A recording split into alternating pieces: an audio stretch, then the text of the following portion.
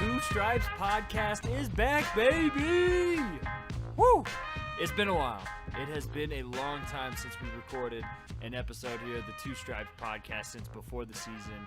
If this is your first time listening, my name, ladies and gentlemen, is Colton Denning, and I will be your host for this adventure that we are going to go on through the college football offseason.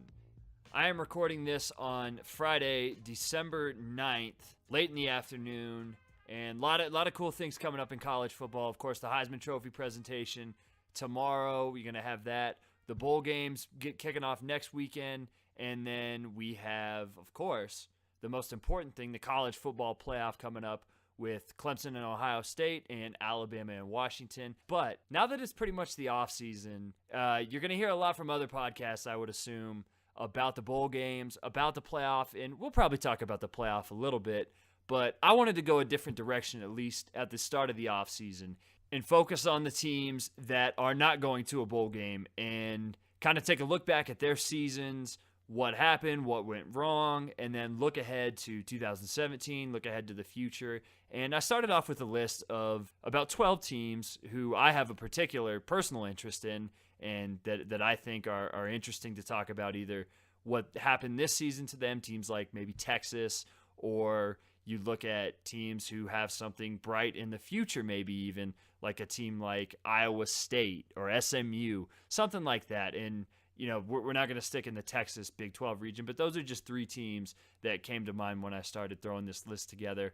And it'll be a mix from Group of 5 teams to the Power 5, from the Pac-12 and teams like Arizona to a team like UConn, who, like, there's no way that I'm not going to spend a 30-minute episode talking about how fucking crazy Bob Diaco is. Like, that's just something that has to happen. I have to do that and record it. So you can expect that, and hopefully, like, if there's interest for this, I want to do as many teams as possible, and if people like it and we can continue it, you know, the formula is going to be that I either talk to somebody from one of the school's fan blogs or get a beat writer, just somebody with knowledge of the team and the program and that can bring insight to it other than my dumbass just being like, oh, I looked at the stat profiles on the Football Study Hall site and here's what I think happened this season. No, like, I want to get people who know what they're talking about and have seen the team and seen the program and kind of make it fun and interesting for everybody to listen to and to have something to look forward to in the off season.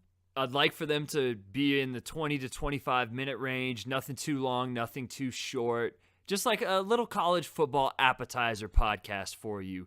You know, you don't need to consume a full meal of Boston College football, but 20 minutes, I don't think that's too unhealthy. You're not going to have to go see your doctor afterwards.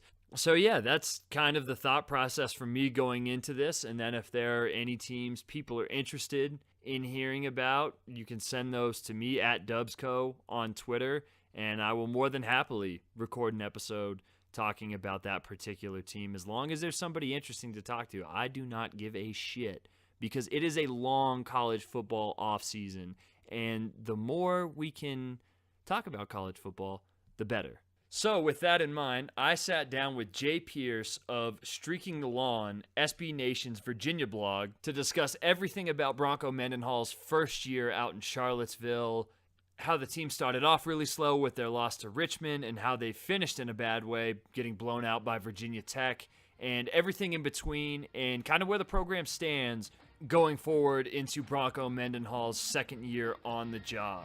So, without further ado, welcome into the Two Stripes Podcast Offseason Series. Here is Jay Pierce from Streaking the Lawn. All right, joining me now on the Two Stripes Podcast from Virginia's SB Nation blog, Streaking the Lawn, is Pierce. Pierce, what's going on, my friend? Are you happy that this football season for Virginia has come to an end, or is it looking to the future? Yeah, I mean, I'm happy because it's basketball season now. We're pretty good at that. Yeah, I mean, it was a disappointing season, and I don't think there was too much optimism going into it. New coach, who knows what's going to happen, but I don't think you'd find any UVA fans who are happy with the results, even the most optimistic of us. So Virginia 2-10 on the season, 1-7 in ACC play, and you mentioned that there wasn't really too much optimism heading into the season. From your standpoint, after you've gotten some time to digest everything, we're a couple of weeks past their game against Virginia Tech. What's your overall impression of Bronco Mendenhall's first year? Is about what you expected? Oh, I'd probably be kidding myself if I said I expected a 2-10. I think most of us were along that 4, maybe 5. Maybe if we get lucky, we'll make a bowl game. Wouldn't that be great? And then we lost to Richmond in the first game of the year, and I think that probably tempered things a little bit. They had a good run. Let's see, the 4th game of the year, they beat Central Michigan. They followed that up by winning at Duke on the road, which was something, winning on the road, that Mike London's teams hadn't done any time in the recent past. So, that got the optimism going again. Like, hey, maybe we'll make a run. Maybe we'll be able to win a few more conference games. And really, the wheels came off in the next game at halftime, sort of inexplicably so against Pitt. Pitt's a good team, but the team just sort of fell apart and never really showed strongly after that. So I think the real disappointment wasn't the record, wasn't the fact that they didn't win anything that we were expecting to win other than that Duke game. It was really how they just sort of got blown out to finish the year against a bunch of conference teams, including Virginia Tech. And you never want to at least get blown out by a rival. I mean, they look like they didn't even show up to play other than a few of their star players. So that was really the most disappointing thing.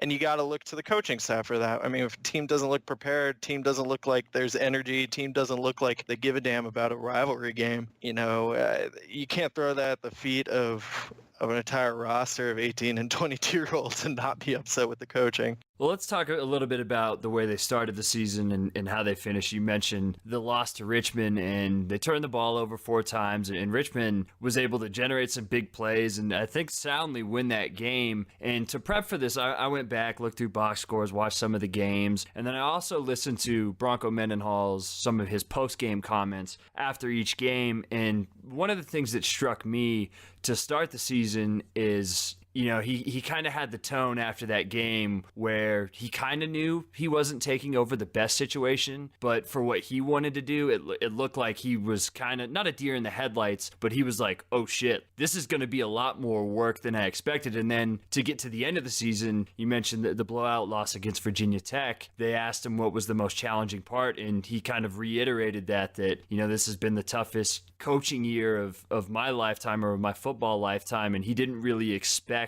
it to be that way. Was that something that kind of manifested itself all season, where it was just the coaching staff was kind of like, we didn't really know what we were getting into here? Yeah, I mean, that was certainly the takeaway following Richmond, and I didn't get the impression that he was echoing that after every game. I mean, there were plenty of disappointing games. There was some, I think, hope in his voice when you talk about Benkert back. And I think early on, Benkert was really getting close to being a steady, good starter. And so you could see a lot of things from Bronco going like, all right, the pieces are there. We're still working. We're trying to expand, maybe the playbook for him. It's not like there wasn't talent. They've got 5-star recruits, army of 5-star recruits, but you're still talking about losing to an FCS team. Richmond's a fine squad. I think going into the Richmond game, everybody was like, listen, this isn't going to be a cakewalk. New coach, new system, going to the 3-4 from the 4-3, quarterback who hadn't played before, who's, coming in and taking over for a starter who was still on the roster. There was a lot of maybe we're looking for baby steps here, and then towards the end of the season we weren't even seeing baby steps of improvement. Maybe you look at the Louisville game where they hung with Louisville and only lost in gut-wrenching fashion right at the end as some more reason to be optimistic. But once the end of the year came around, losing at the road at Wake Forest, following a pick 6, and then 3 blowout losses, there wasn't a whole lot other than head scratching or shaking your head from the fans and going, what's going on? I didn't expect us to be great, but we're not looking like anything with optimism going into next year. And you look at that Louisville game that they played really close. They maybe even should have won that game. And then going back to the previous regime with the Notre Dame game 2 years ago, where it looked like they had that game won, and both of those games at home. Yeah. Is the fan base kind of, even though there's different coaching staffs, is the fan base searching for that signature win? Because I know watching Colorado here in Boulder, for the last 3 seasons, the fans here have been waiting for that win and waiting for it and waiting for it. And even though Oregon was pretty bad this season, them going on the road and beating Oregon was like a huge thing for the program. Is that something that you think to where maybe next year if Virginia is able to beat one of those higher level ACC teams, that it's finally like, all right, we may not be where we want to, but we need that win to kind of at least turn the corner and see that there's a light at the end of the tunnel? Yeah, I think that's spot on. I think if you see something like that next year, even if it's a 4-win season, but that includes some sort of upset, that's going to make things look a lot more steady in terms of Bronco being someone coming in and rebuilding and having the program in the right direction. I think under Mike London, there was a lot of losing seasons, but UVA was sort of due an upset, as most teams are. You see NC State every year pulls off a big upset. The Notre Dame loss, I mean, that was, it sort of prepared us for the Louisville loss. I think every UVA fan I talked to during, after, and all of it saw, I expected it. I saw it coming. Oh, I knew we weren't going to win it. And, it's a tough thing that maybe your best game of the year is almost beating a really good team. And honestly, though, that wasn't the best game of the year, but maybe the most exciting almost result for sure. If they can do something along those lines next year, that would be helpful. I think looking to the next year's schedule, they probably have a little bit more ability to pick up some out of conference wins, and you beat one of the top ACC teams and make that, say, your 4th or 5th win, hypothetically, people would be feeling really good regardless of a bowl game. Combining a couple of things that you talked about here, you mentioned how Virginia's had some high-profile guys. I think the 3 that come to mind are Andrew Brown, Quin Blanding, and Taquan Mazzell. And then you mentioned NC State has been a team that's been able to pull off upsets.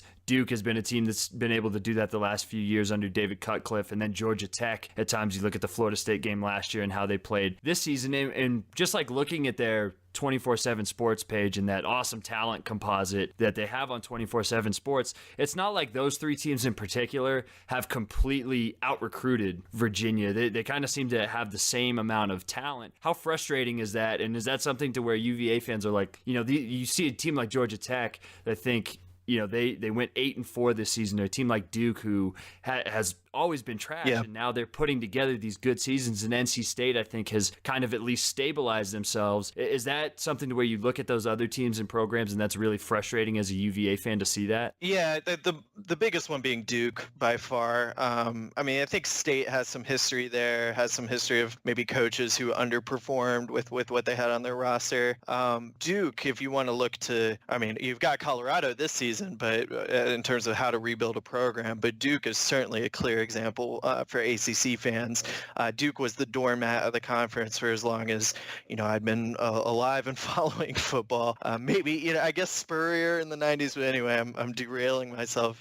If you look to what Cutcliffe has done at Duke, that's exactly how you would rebuild a program that doesn't have a lot of history. How to play well with maybe not an exceptional amount of talent, and for the team that frankly pays the amount of money that they've paid now to coaches, and certainly the jury's out on Bronco, but for what we've got invested as an athletic program, we should be at the level at least of where Duke is. And historically so, it's embarrassing that I'm even saying that. Well, and looking onto that recruiting front right now in the class of 2017, UVA has the 37th ranked class nationally, 9th in the ACC. Their average is 12th in the ACC. Where do you think their class is going to end up? Are they still in the mix for a couple of big guys? And how does Virginia Tech's, I would say, resurgence and I think really strong first year under Justin Fuente play into what Virginia's trying to do in recruiting going forward? Oh, sure.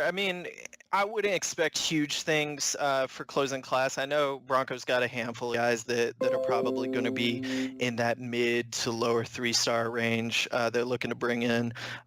There's a guy out of Richmond, Becton, I think is his last name, is probably the last bigger name that they're hoping to get. And I think that's what you're going to expect because there hasn't been a lot of winning recently. And with new coaches, other than Marcus Hagens being kept on the staff, you're looking at, rebuilding relationships in state with a bunch of guys who've never been in Virginia before. So they're recruiting a little bit in Hawaii, in the Utah area. Certainly they're trying to take in, the best Virginians that they can get. But you're right, they're fighting the Hokies for that. I think you've seen a lot of grumbling from the Hokie fans this year about their team's ability to recruit. I think they're still looking at Virginians who are going out of state and whether it might not be like recruiting against UVA in their mind, but more so recruiting against kids who are leaving for, FSU or whatever it might be. But that's going to turn around because they're winning football games. I mean, they're playing in the conference championship game and look good, or relatively good in it. So yeah, Broncos going to struggle to get a footprint, but with wins, they'll be all right. There's always talent in Virginia. I'm really not worried about how the staff is going to recruit. I'll worry about that once they start showing me that they can win some football games. And, it's sort of a secondary concern of mine, and I would assume most fans. What are their biggest points of emphasis in this class? I know that O-line was a problem, especially depth-wise. I've seen that they're looking at Evan Lyle from Ohio State and a possible Notre Dame transfer on the offensive line. Is it that? Is it depth? Is it skill players? Is it everything? What are the biggest points of emphasis? I mean, it sounds like a cop-out, but it's everywhere, right? Like there just isn't a lot on the roster to work with. But yeah, I would go with the lines on both sides, particularly the OL, though. I mean, as poorly as the results were on the field this year, a couple more injuries on the O-line, and it would have been even more so a disaster. So definitely the O-line, definitely quarterback. They're bringing in a local guy, Lindell Stone from Woodbury Forest, which is right down the road from Charlottesville. You're hearing good things about him, but you haven't had a quarterback that's been looked to as like a favorable, steady presence on this roster in a long time. Matt Schaub? Yeah, I mean, Matt Schaub a little bit like, Hagens, who's now coaching on it, but yeah, Schaub's probably the less big example because Jameel Sewell had a year in between his two relatively successful years a little bit later, but without a quarterback, you're not doing anything much at all, right? And so you got to find that guy. Maybe they've got it on the roster already. I mean, he brought in a couple guys towards the end after Bronco accepted the job, a guy named Devontae Cross. Maybe it's Lindell Stone. I don't know. Maybe it's a transfer. Another transfer is coming. Maybe it's Kurt Benkert. Maybe he turns it around, has a successful senior year, because certainly we saw flashes of that. But they got a lockdown quarterback. Other than that, I'd go with the lines for sure. To stick on the depth portion of this topic, Virginia was one of the worst third quarter teams in the country this season. It seemed like that's where everything really kind of fell off the rails. Do you think that had to do with depth, coaching, just like it? Because the one thing I think that stood out as well for me watching those press conferences is Mendenhall referenced a few times that whether it was coming out of halftime or just whenever they got punched in the mouth, that he felt that the team kind of reverted into their old ways, like, oh shit, here we go again. Was that something that kind of stood out in the season? Yeah, I think you saw it plenty, especially in the more frustrating games. You saw it in the Pitt game where Benkert throws a pick six right before halftime, and it was a shootout, and you're going, all right, well, we're down 7, but we're scoring a bunch. So that's looking good. The offense had been struggling. We're looking great today. And they came out in the second half and got the shit kicked out of them. The Virginia Tech game even, I mean, they forced a couple punts. They're looking good early on. Maybe we can hang in. I don't think anyone's expecting us to win, but, they come out in the halftime and immediately give up a huge touchdown. So yeah, obviously the roster is lacking in depth, but I don't blame the kids. I blame the coaching for that. It speaks immediately to not having any adjustments.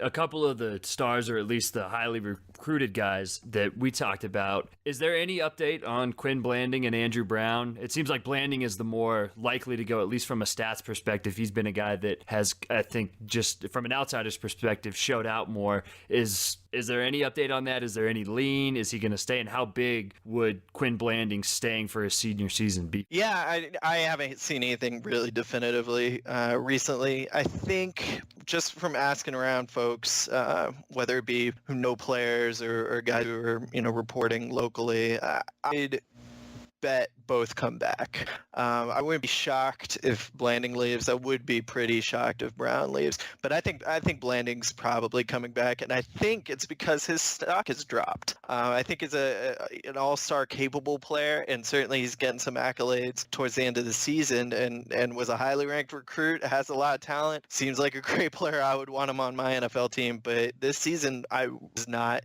impressed the way I was when he was a newer player, and looking at what he could be after a great, amazing freshman campaign and a decent sophomore campaign. I expected a lot more of him junior year. And while the stats are there in tackles, and again, he's one of our best players. I don't mean to keep dogging on the guy, but I saw him got beat by a white fullback around the Richmond running back. Yeah, that just in watching that game, that was the one thing for me to where, like, I haven't watched a ton of Virginia, but in going back and watching that game, and I remember watching that live, and I was like, oh, Quin Blanding, I remember this dude. He was one of the highest rated recruits in that class, and then that Richmond fullback just ran down the sideline and, like, smoked him at the end. It was like, ooh, that's not and good. Nothing against white running backs. Obviously, look at Christian McCaffrey and such, but, to be cynical about it. And the same thing happened in the Hokies game. Sam Rogers beat him around the corner, and he was, was it speed? Was it taking a bad angle? Either way, it's showing that there's some work to be done there. And I think we're, another year under a system of a defensive coach. I think it makes sense for him to come back. I don't know what scouts are telling him or whatnot, where they think he would go. I've always been a proponent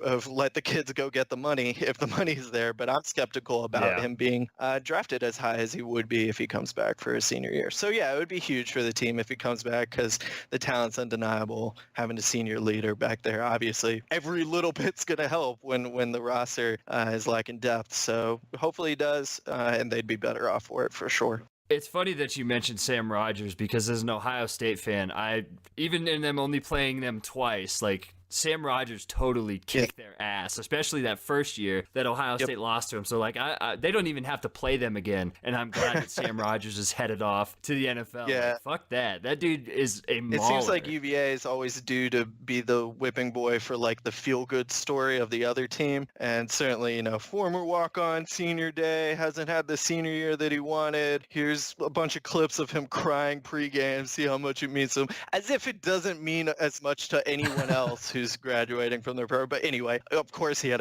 the best game of his life against us in the finale. That's the hate coming out right there. I love it. All right, a couple more questions before we get out of here and wrap it up. It seems like whether it was due to injuries or just the defensive staff's willingness to play a bunch of players, that especially if Brown and Blanding come back, they're going to have a ton of depth, and they're going to have a ton of production coming back. What's the hope for the defense next season? I think that they were either 81st or I think they were 81st in defensive S&P plus, 84th in defensive S&P plus. Is there a hope that, maybe not that they're going to be a top 30 defense, but they're going to be able to kind of ratchet it up in their second year with so much production back? Yeah, absolutely. Especially Bronco being a defensive guy. I think you saw some flashes of strong defense this year. Maybe Louisville, honestly, the Louisville game, they held them to 32, which seems like an accomplishment. That includes the last second Hail Mary. Louisville dropped a bunch of long, deep, wide open passes in that game. So I should probably temper my compliments for how they did that. But anyway, the defense was more of a strength this year overall than the offense, even though, it doesn't compare well nationally. But you're looking at a new coach it's always a pain to switch from the 4-3 to 3-4 or vice versa. You are looking at a lot of secondary guys who went down with injury. A projected starter in Tim Harris, who never really played this year, will come back hopefully as a senior cornerback. If you've got, Blanding there, they lose Wilkins on the line, so he was probably the best defensive lineman, so you got to replace some there. But I think you're right. I think that UVA should expect to see a better defense next year, all things considered, and hopefully they will. Well, jumping into next season, you mentioned the out-of-conference schedule. So they start with William and Mary. You'd hope that that's a win. An Indiana team that's kind of going through a transition right now. You're going to have a new head coach now that Kevin Wilson's out. That game's in Charlottesville. They play UConn and whatever the fuck Bob Diaco has on that roster. And then they go at Boise State and play in Idaho. And looking at their conference schedule, they avoid Clemson and Florida State out of division games. They still have to play Louisville. But what's like, and it's still way too early. Like, it's not even January. But what's the expectation heading into next season for this team? I think following the disaster finish, I mean, I can't stress how terrible the season finished, not just at 2-10, but the way they played that Virginia Tech game. I think most rational fans are going, okay, 4 wins should be what they should be able to come up with. The schedule's a little bit more favorable. Let's look for 4 wins and some sort of semblance of identity on both sides of the ball. And we're looking like, all right, rebuilding is on the way. I think by the time preseason rolls around and we start reading preseason reports and everyone's looking good, people are going to be going, oh, we're going to make a bowl game. Look, William & Mary, Indiana, UConn, all at home, win those 3 and let's do it. Let's make a bowl game. So the truthful answer is probably 4 wins and should stay 4 wins. But, we're fans. We're always going to be a little more optimistic than we should be. I mean, you say William & Mary, that's hopefully a win. But, they've lost to William & Mary in the last few years. That was a while ago. I mean, that was a Grow-led team. But regardless, you lose to Richmond this year. Nothing's a gimme until we see it on the field. I will say UConn's the worst team they played this year by far. And I like UConn. I've got some UConn family connection. I'm not trying to hate on the Huskies. That's a tough place to go build a football team, I feel like, and it's got some UVA guys on the coaching staff. I would love to see UConn football do well. But I watched every game this year, obviously, and UConn was easily the worst team UVA played, but still managed to lose to. So maybe that's 3 wins, and maybe I'm singing a more optimistic tune after 3 wins to start the year off. But I think 4 or 5 wins and something that looks good on the field. You know what I mean? Like that eye test. If you see that, then that is a goal. Tangible improvement. And that's a goal that everyone should be happy with regardless of a bowl game. All right, we'll get you out of here on this. Probably it doesn't happen next year, maybe not even in 2 years. But finally, when they beat Virginia Tech, what is the scene in Charlottesville going to be? Is it going to be a riot? Is the town going to burn to the ground? Like, take me through that scenario of what will happen when they beat Virginia Tech, because it's been 13 years now, 12 years? 13 was this year. This was number 13 in a row. So, it's hard to say because I've been there for some big wins. I was a student when they beat, number 5 FSU, and the last time they beat Virginia Tech, oddly enough.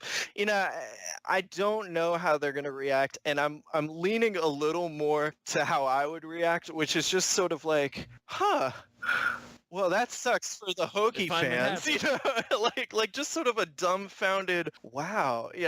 We're not the type of burn couches or riot in the streets type of football school, or even any type of athletics. I think, people would be ecstatic. People would immediately want to build a statue of Bronco Mendenhall outside the stadium. So I don't mean to suggest that UVA fans wouldn't flip their shit about it, but I think it's almost too much of a pipe dream at this point. Like, that's, again, something we'll get to down the road. Let's worry about beating the land-grant school. Right now, let's figure out how to look like a team that knows how to play football. All right, you heard it here first, folks. Tangible improvement. That is Pierce. You can catch all of his work and his podcasting at Streaking the Lawn, and you can find them on Twitter at the UVA Fool. And if you want to follow Pierce, you can catch him at PierceRX. Pierce, thank you for joining, man. I really appreciate it. Yeah, thanks so much for having me. It was fun. Boom, there you have it. Jay Pierce of Streaking the Lawn, SB Nation's Virginia blog, dropping all sorts of knowledge when it comes to Cavaliers football and where the program is headed into 2017 in Bronco Mendenhall's second year.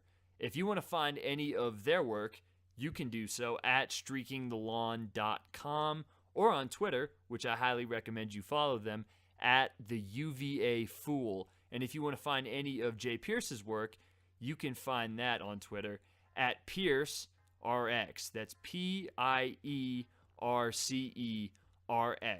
on Twitter.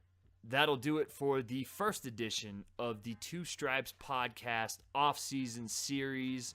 My name is Colton Denning. If you want to follow any of my work, you can do so at landgrantholyland.com, SB Nation's Ohio State blog. And you can also follow them on Twitter at landgrant33. And check out our podcast that I co-host, The Hangout in the Holy Land. You can check soundcloud.com/landgrantholyland or go search Hangout in the Holy Land on iTunes in the podcast app. You will find us there if you're interested in hearing about Ohio State football or basketball, which I don't know why you'd be interested in that, but the playoff is coming up. If you want to hear us talk about Clemson and kind of what we think is going to happen with the playoff, then please feel free to do so and listen to us there. And if you like bad takes and wrestling gifs and or tweets about wrestling, you can follow me on Twitter at Dubsco. That'll do it for this week's show. I'll be back next week to talk everything SMU Mustangs. I still haven't found a guest yet, but you can rest assured that there will be somebody on this show that knows the ins and outs of SMU football and can tell us a little bit about where Chad Morris has that program going now that he's got his contract extension from last week and everything about Mustangs football. Until then, I'm Colton Denning. Thank you for listening to the Two Stripes Podcast. We will catch you next week.